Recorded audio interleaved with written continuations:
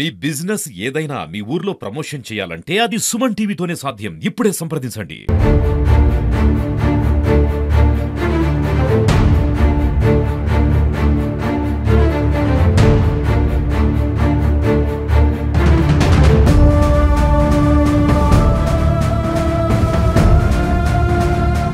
Right, welcome to Suman TV. నేను మీ చందు యాదవ్. గురు బ్రహ్మ, గురు విష్ణు, గురుదేవో మహేశ్వర, గురు సాక్షాత్ పరబ్రహ్మ, తస్మై శ్రీ గురువే నమః అంటారు. అంటే గురువు దేవుడితో సమానం అంటారు. ఈ రోజు ఆ గురువు చేసిన పనికి ఒక విద్యార్థి, సాయితేజ అనే విద్యార్థి ఆత్మహత్యకు పాల్పడ్డాడు. ఎవరైతే ఉన్నారో సమతా కాలేజీలో విద్యాబుద్ధులు నేర్పిస్తున్నటువంటి ఒక ఇద్దరు మహిళా లెక్చరర్లు చేసిన అఘాయిత్యానికి ఒక విద్యార్థి నిర్దాక్షిణ్యంగా తన ప్రాణాలను వదిలేశాడు.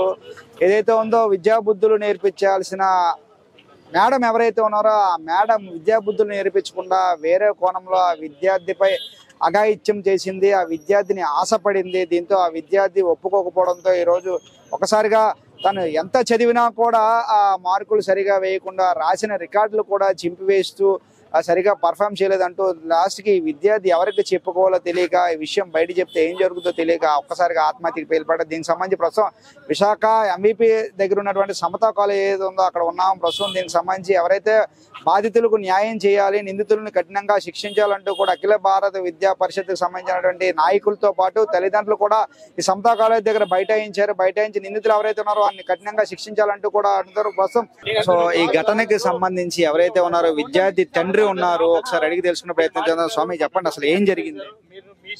ఏమోనండి, నాకైతే ఎగ్జామ్స్ రాసిన ఫైల్స్ అన్నిటి మీద సంతకాలు పెట్టలేదని చెప్పి మా అబ్బాయి అదేమి చేయకపోవడం ఏంటి 4-5 సార్లు రాశాడంట.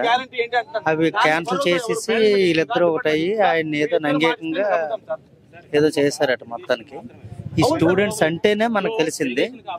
మనకైతే అతను కూడా చెప్పలేదు, ఈయన చెప్పలేదు. భయపడిపోయి ఒక దీంతో కాలేజీ కూడా రాకుండా వీళ్ళు పెట్టిన ఒక నోట్స్ ఉంటాయి కదా, అవన్నీ ఇంటి దగ్గరే కిడ్నీ బాగోలేదని అబద్ధం చెప్పి రాసుకుని అంత బాధ అనిపించి ఒకసారి అన్నిటి మీద ఫైల్ మీద మీ ఇద్దరు సంతకాలు పెట్టేస్తారని అయితే ఇందాక వచ్చాను. నేను వస్తే సాయితేజ ఫాదర్ అని చెప్పేసి కూర్చోమని ఏదో అలా చేయవలసింది చేసేసి ఒక 20 నిమిషాల్లో నేను ఫోన్ చేసి ఏ మేడం పేరు ఏంటంటే పేగ మేడం ఏదో భాగ్య మేడం ఏదో చెప్పారు.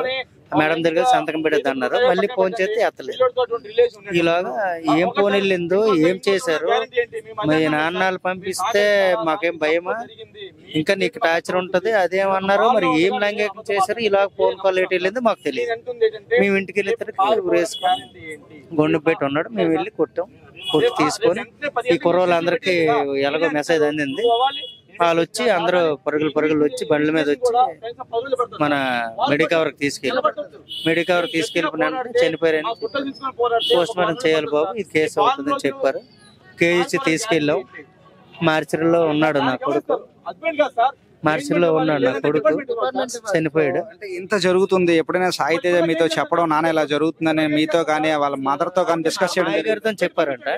2 సార్లు మాయ వీళ్ళు చాలా టార్చర్ చేస్తున్నారు, అక్కడికి రారా అంటే అక్కడికి రాబుద్ది వేయట్లేదు నాకు ఇలాగా అనేసి. వీళ్ళు ఏంటంటే కిడ్నీలో చిన్న ప్రాబ్లం ఉంది, చిన్న టోన్ ఉంది అనగానే బాగోలేదంట అని చెప్పేసి నాంగికి ఆపుతారని ఈ సిమ్ రాయొచ్చు అని చెప్పి ఐడియా మీద కూడా అతను ఇంటి దగ్గర రాశాడు అనమాట. సో ఇక్కడికి వచ్చిన తర్వాత మీరు ఫ్రెండ్స్ తో మాట్లాడారు కదా, అసలు ఎందువల్ల ఇలా చేశారని ఫ్రెండ్స్ ఏం చెప్పారు?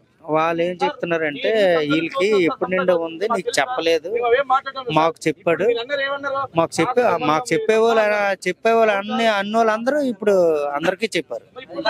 పోలీసులకు చెప్పారు, సిఐ గారికి చెప్పారు, మీడియాకి చెప్తున్నారు. మేమేం వెనకాడము. వాళ్ళకైతే లైంగికంగా ఉంది, టార్చర్ అయితే ఉంది, లైంగికంగా దాడి చేశారు ఇది. అందుకనే ఎన్నిసార్లు వర్క్ రాసినా సరే క్యాన్సిల్ చేశారు. అది మాత్రం వాస్తవం. మేము దేనికైనా రెడీగా ఉంటాం.